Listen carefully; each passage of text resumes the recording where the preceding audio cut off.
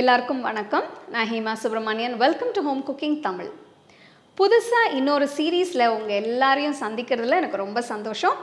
இந்த வாரம் நம்ம லஞ்ச் பாக்ஸ் ரெசிபீஸ் பார்க்க போகிறோம்.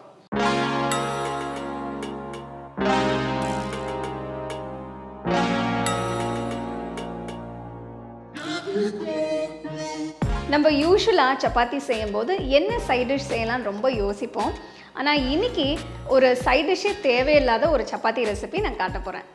வாங்க முட்டை சப்பாத்தி எப்படி செய்யறதுன்னு பார்க்கலாம்.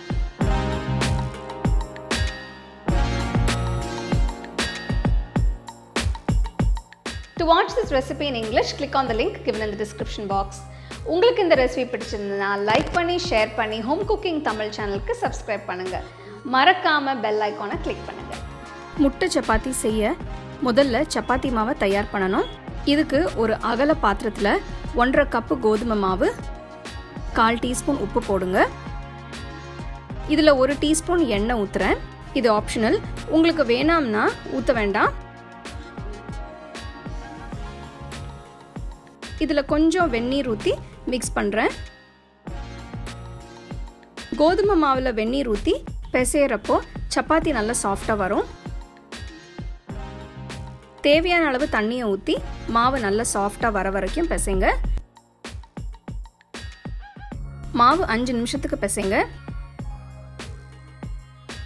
எப்பவும் மாவில் தண்ணி ஊற்றுறப்போ கொஞ்சம் கொஞ்சமாக ஊற்றுங்க. அப்போ தான் சரியான பதத்துக்கு பிசைய முடியும். பாருங்க, நல்ல சப்பாத்தி மாவு நல்லா ஸ்மூத்தாக இருக்குது.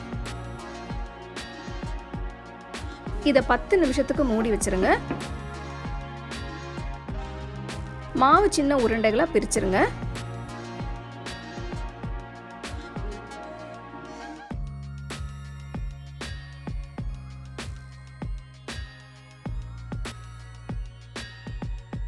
ஒரு உருண்டையை எடுத்து கொஞ்சம் மாவு தூவி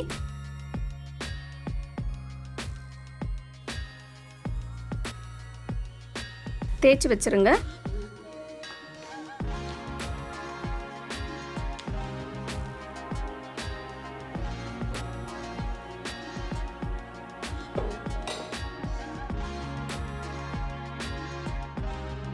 நெக்ஸ்ட் முட்டை கலவையை செய்ய போறேன்.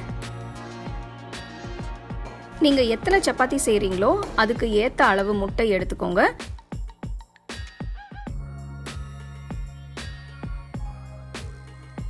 நான் 4 முட்டை யூஸ் பண்றேன். இதோட 1/4 டீஸ்பூன் உப்பு, நறுக்குன வெங்காயம் கொஞ்சம், பச்சை மிளகாய் நறுக்குனது, நறுக்குன பூண்டு, நறுக்குன இஞ்சி கொஞ்சம், கடைசியா கொஞ்சம் கொத்தமல்லி போடுங்க. எல்லாத்தையும் நல்லா மிக்ஸ் பண்ணுங்க.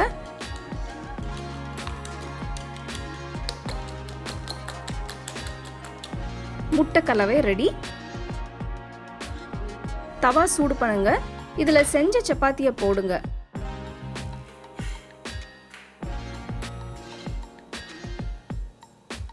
லைட்டா பிரவுன் ஸ்பாட்ஸ் வந்ததும் இதுல நெய் தடவி சுடுங்க.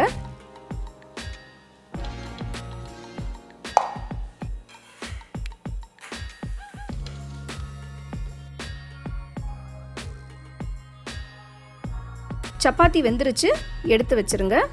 அடுத்து தவால இன்னும் கொஞ்சம் நெய் போடுங்க. தவா நல்ல சூடா இருக்கணும். இதுல முட்டை கலவையை ஊத்துங்க.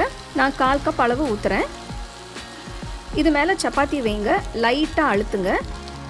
சப்பாத்தி முட்டையோட நல்லா ஒட்டிக்கும்.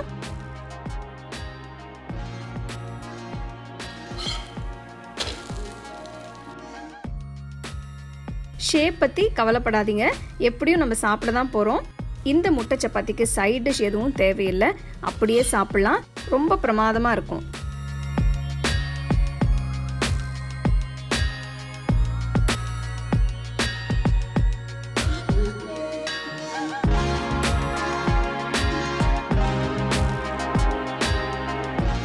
ஸோ எக் சப்பாத்தி எப்படி செய்கிறதுன்னு பார்த்தீங்க இல்லையா?